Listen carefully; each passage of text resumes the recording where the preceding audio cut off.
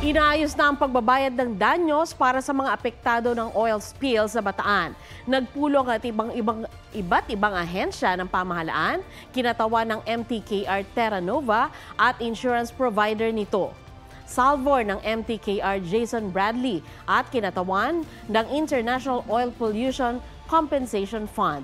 Sa ngayon, nasa 31,000 residente at mangingisda ng Cavite at 21,000 mula sa Bataan ang natukoy ng makakatanggap ng compensation.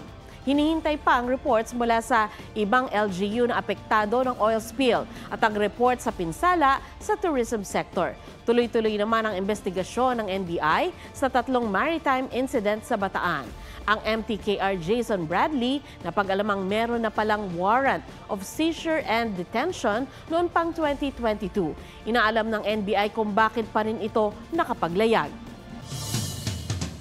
Pinanukala ni Davao City Representative Paulo Duterte na sumalang sa mandatory random drug test ang lahat ng elected at appointed officials ng pamahalaan.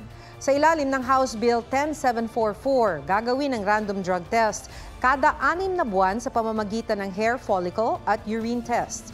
Mahaharap sa kasong administratibo at pwedeng masuspindi o matanggal sa pwesto ang sinumang magpopositibo. Sabi ni Duterte sa panukala, nakasaad sa konstitusyon na ang public office ay public trust at dapat daw responsable at may integridad ang mga magsisilbi sa gobyerno.